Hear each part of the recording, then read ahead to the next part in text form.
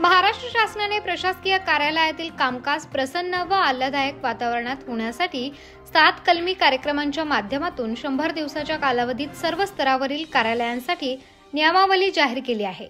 या 100 दिवसांचा कालावधी 15 एप्रिल 2025 पर्यंत पूर्ण होणार असून अजूनही प्रशासकीय स्तरावर याबाबत मोठी उदासीनता कळवण तालुक्यातील प्रशासकीय इमारतीच्या आवारातील अस्वच्छता व असुविधांच्या निमित्ताने दिसून येत आहे।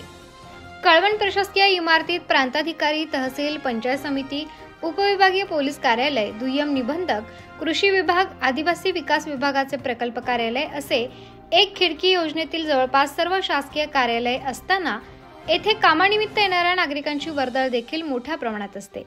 परंतु बाहेरून चकचकीत दिसणाऱ्या या कार्यालयाची आतील बाजू तितकीच अस्वच्छ आणि अपूर्ण आहे। सन 2014 पासून सुरू झालेल्या या कार्यालयात गेल्या 10 वर्षांपासून पाण्याचा अभाव आहे। येथील स्वच्छतागृहे पाण्याअभावी दुर्गंधीयुक्त आहेत आणि जी वापरत आहेत त्यांना फक्त अधिकारी व कर्मचारी यांच्या वापरासाठी कुलूप बंद करण्यात आले आहे।